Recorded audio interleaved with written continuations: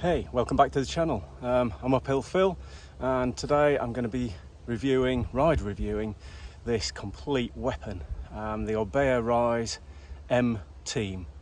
Top spec. I'll go through all the spec itself, all the components. I'll ride using a energy saving kind of thinking, so I want to try and get as much out of it as I possibly can range wise. So I'm going to do an XC loop, and then we're going to be in the forest that I'm in currently, shredding the downhill single track trails of Friston Forest near Eastbourne. So I really hope you enjoy the video, and I'll see you in a moment.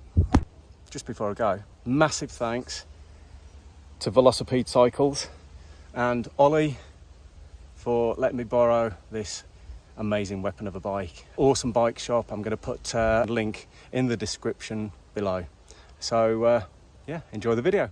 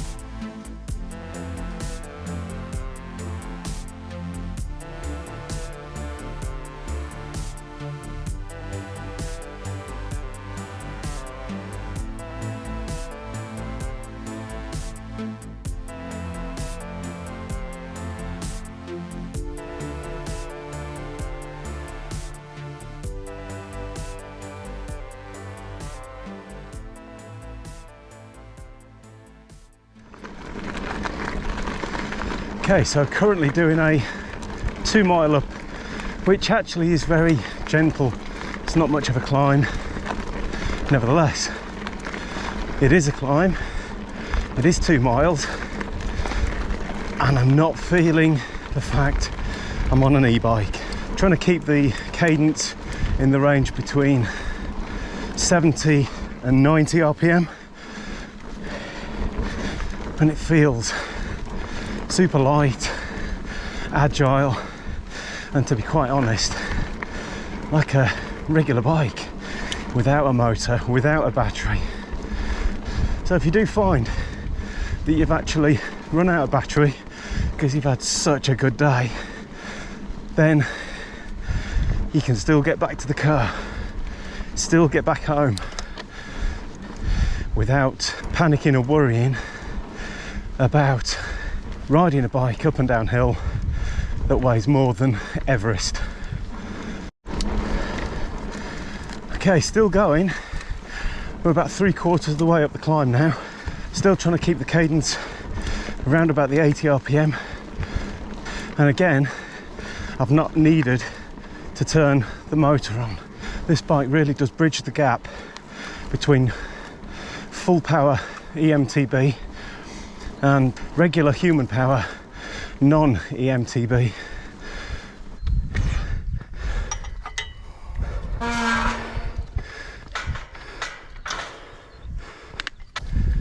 You fancy? Yes, nice. There we go. Is that good? What do you think? Yes, you are lovely, aren't you? Almost at the top of the climb now. Still maintaining cadence, still having no issues, still doesn't feel like I'm riding an e-bike. So that's where I'm headed. We've got Bell Toot in the distance and Burling Gap right down in the bottom, and then heading back over to where the car is, and then a bit later down into Friston. Great little warm-up this is. And of course just ahead of us down there is Eastbourne. Okay, so I'm gonna try and do most of this loop with zero battery power, just to see what this thing is actually like riding as a regular bike. So let's get some speed going down here. Plush comes to mind, super smooth. Feels like it can roll over anything with these 29 wheels. And again, doesn't seem like I'm on an e-bike. It doesn't feel like there's any resistance at all through the motor. Okay, straight into a nice steep climb, and it does get progressively steeper, this one. Let's see what it's like on an unassisted e-bike, just using leg power, and see what the difference is. We've got a great gear range on this M-TEAM model with XTR all over it. Super smooth gears, effortless shifting. I'll double check the gear ratios and link them on screen. And I'm not in the big ring yet. Don't really feel the need for the big ring. And I say yet, I may need it.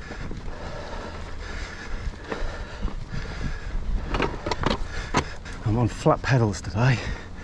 I'm normally used to Crank Brothers clip-ins. So I find myself pulling back and up sometimes to get a bit more power. Getting close to wanting the bigger ring now.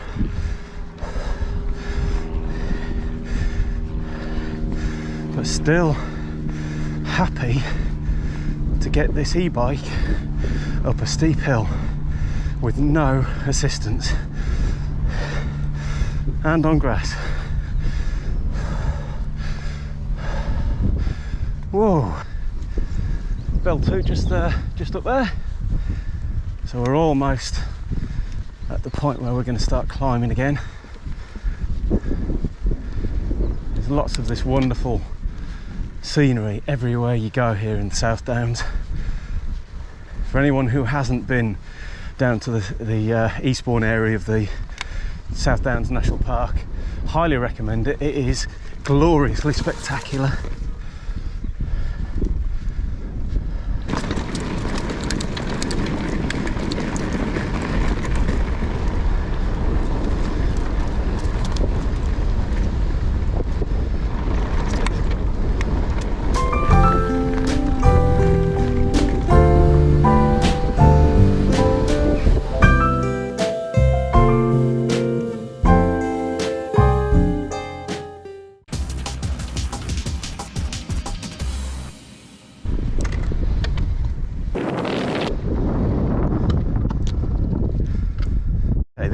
benefit of a light e-bike comes in really handy when you've got a kissing gate to get through.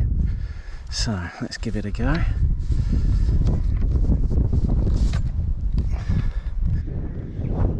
Absolutely effortless.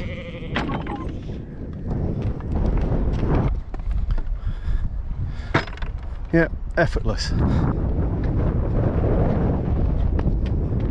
Couldn't do that with a full powered monster e-bike. Couldn't do that.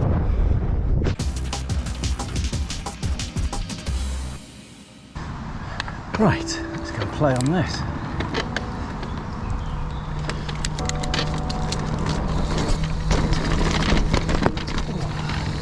Okay, so straight away going over the lumpy bumps and the rattly bits coming from the motor, which are kind of standard, I think, and from what I understand it's all to do with the clutch. That's the only thing that I think I found to be a potential sort of gripe with the bike. Well, with the motor anyway. To be honest with you, the bike's such good fun, such a laugh, that you don't really worry about this little... Ooh, come off the pedal there. That could be an interesting. Oh, I do miss my crank brothers.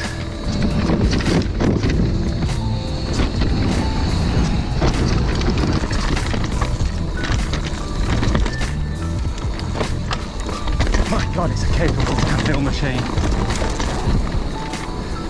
Smooth, reactive, and you can immerse yourself in it.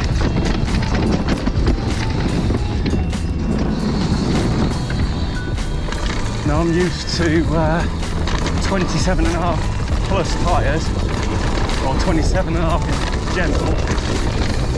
So the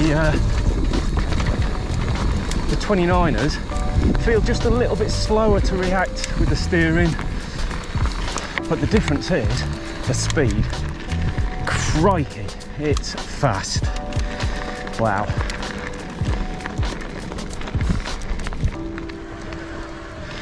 And then we've got a nice steep climb, so straight into boost. Perfect moment to get up. Oh yeah, and turn off boost. Back into eco. Now this is the moment where I now really notice the difference between 27.5 and 29. 27.5 is much more it's kind of lighter on the steering, more responsive, but having said that, considering this is a e-bike with 29s, it's kind of how do I put it, lively with a degree of gentle control on the steering. It's not quite as twitchy, so I'm kind of suitably surprised that it is so controlled. I honestly thought it was going to be kind of, I don't know, too slow, maybe a bit unwieldy. Oh, it jumps beautifully. But it's not the case. What a machine. Oh, and the noise of that hub is quite beautiful.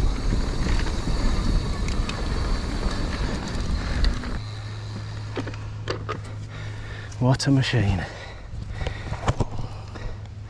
What an absolute weapon of a machine.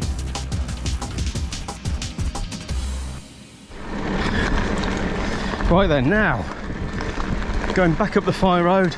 Now ironically, this fire road is probably about, I don't know, a mile or so long, and is aptly named Cardiac. It really does get your heart pumping. However, what am I doing? Let's have a look at the speed.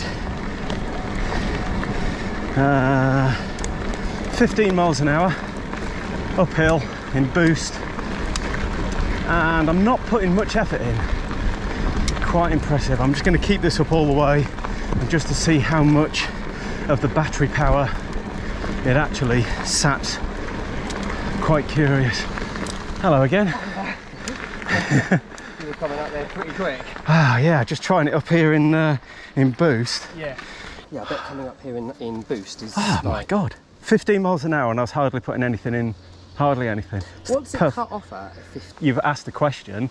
What's your name anyway? It's Ollie. Ollie. Ollie Pleased to meet you. Nice Pleased to to meet meet you. you. Phil. Phil, Yeah. Obviously. Cheers, Ollie. Take that.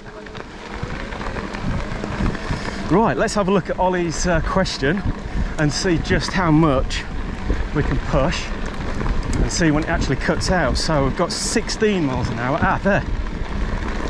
16 miles an hour it's cutting out. I can feel it just dropping off. So if I hold it, there you go, 15.12. That's where it's holding. So it's a matter of just basically changing the gear, pushing hard. No, that's not good. Let's get the cadence back up. Yeah, that's better. So keeping the cadence between 70 and 90 maintains that sort of 14, 15 mile an hour speed. Mental going uphill. Ollie, you're a dude. Thanks, mate. Appreciate that. That's a good question asked. Oh, I tell you what, I'm still getting a good workout.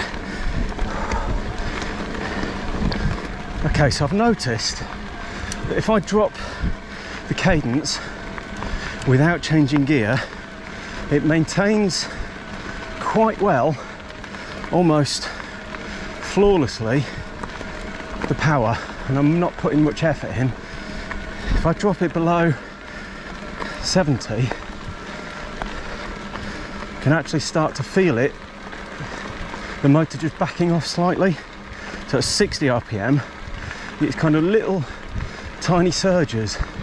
It's almost like it's telling me that it wants more RPM. So if I change the gear, instantaneously adds that extra boost of power, and it puts the cadence back into the 80s, which seems to be the absolute sweet spot.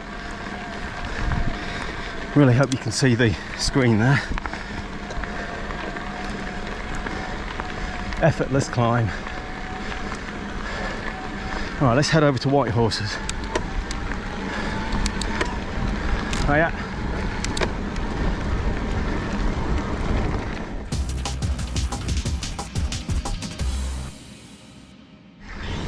Right.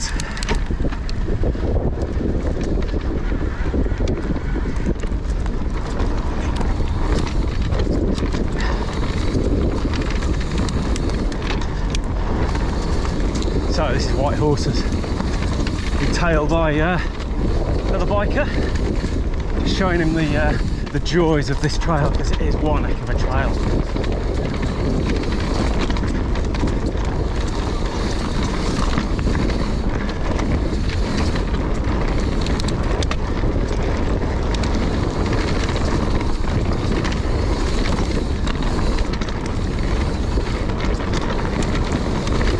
Word, the Rise is munching it up.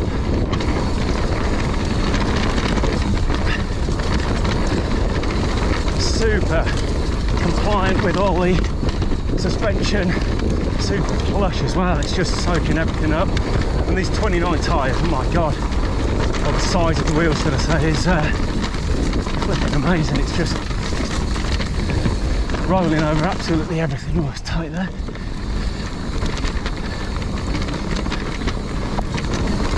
I can still hear the little rattle of the motor, but I kind of got used to it already.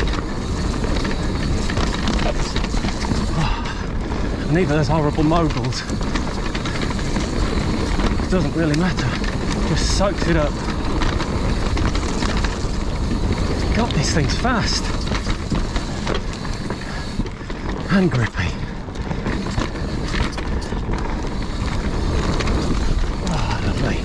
Here's the more moguls. Boing, boing, boing, boing, boing, boing, boing. Oh.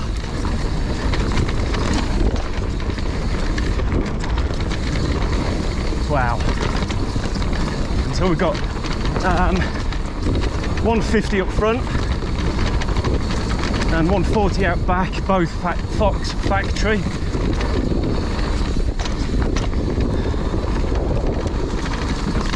and it's blooming lovely.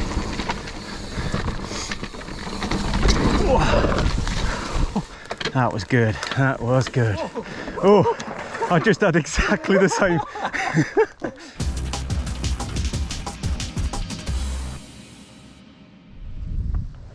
Okie dokie, let's go and have a look at flying daggers.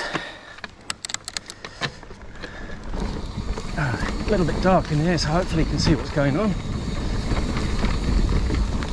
Now this is a real tight, twisty trail, so it's really going to test the capability and handling of these 29 wheels and these massive bars. They're 480 millimeters carbon bars, and I was expecting them to feel a lot stiffer than they are. Pretty amazing actually. I'm so impressed with this bike. It's exceeded all my expectations, and I've got to admit I'm surprised how nimble and agile it is as well.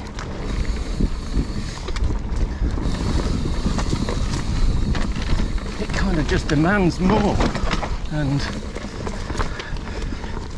the degree of control I've got with it as well is pretty awesome. You watch now, I've said that. Be off. Nearly.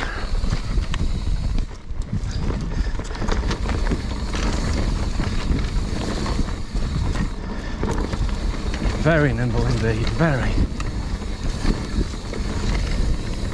Just doesn't feel like an e-bike at all. Okay, now's where the e-assist comes in handy. Little uphills every now and again.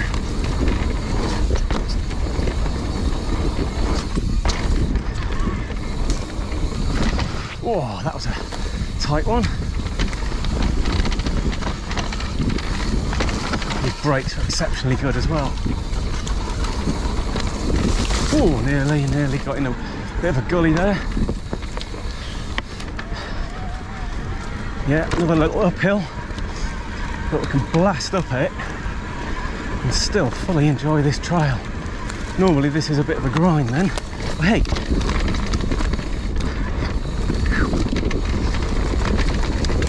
Oh, this is always a bit dicey there. Off camber, roots and a blooming great tree. Little surges from the motor. It's great for those moments.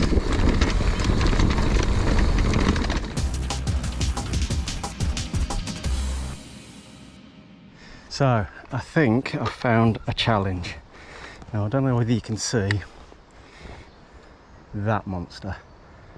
That is probably a good 45-degree angle, maybe slightly more. That's going to take some power to get up both of my legs and the bike, but might as well give it a go. I do believe boost mode is going to be needed here though. So, let's get into a decent gear. Into boost. Yeah, there we go. Saddle up. Let's go for it. Top gear. Wow. Wow, wow, wow. Oh my God. I can't believe it's getting up. This is, I can feel the front wheel popping, so I'm really having to keep my weight forwards. God, it's getting steep now. Really having to fight hard to keep the wheel on the floor, but it's just going and going and going and going.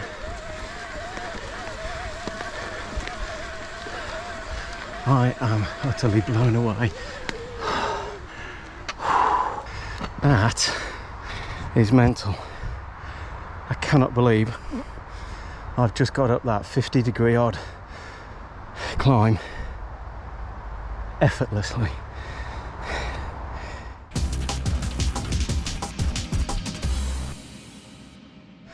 Okay, so I've just noticed we're down to, in boost, down to the last red bar. So what's our range remaining? Oops, that'll be a bush. What's our range remaining? 5 miles. So there's even 5 miles remaining on the red, the last red, which is mad.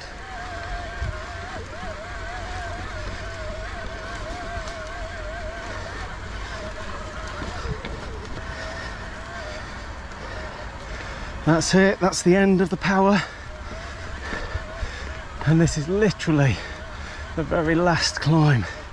The absolute very last climb. There's a tiny bit of eco left. So they're coming up this mega steep hill at the end. I was in boost and it automatically dropped down to eco just to give me one last little spurt of energy just to get up this last horrible climb. But it is supporting me. Nice one, Rise. Fantastic. So it's automatically dropped down from boost to eco just to give me a last little bit of energy to get home. What a machine. The ORBEA Rise, everyone. Okie dokie, so this is going way better than I imagined. I've got a big up Olie from Velocipede Cycles in Tunbridge Wells massively here. He's lent me his awesome ORBEA M-TEAM, ORBEA Rise M-TEAM even. Thank you so much, Olie, I really appreciate it. You are a top dude. I highly recommend Velocipede Cycles in Tunbridge Wells. Absolutely awesome guys. Go and have a chat with Jack, Olie, Chris. They're going to help you out. Piers may well be there as well. He's got the Rise as well in the aluminium version, so highly recommend popping down there.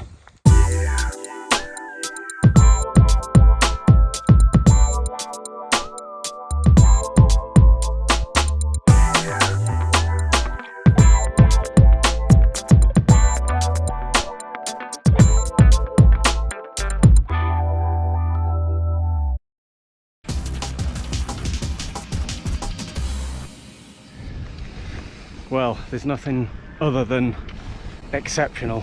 Easy 10 out of 10. The capabilities of this thing are off the scale. I could do a hike and bike with it if needed, it's that light. I could go for miles and miles and miles on it. The range that I've got on this thing is exceptional. For my riding style, which is kind of a mix of everything, so you know, nice bits of cross-country kind of loops, sort of decent distance, but then I love the single track of the forest and the tight switchbacks and the techie stuff and the techie climbs. It literally ticks every single box. I'm amazed by it. Do you put it on the shortlist, or do you go and buy it? Well, flipping out, go and buy it. It's a no-brainer, absolute no-brainer. So thank you so much for watching. Really appreciate you coming back to the channel again. I'm sure there'll be more reviews of more bikes coming soon. Thanks again, take care, stay safe and shred well. Oh, nearly fell off.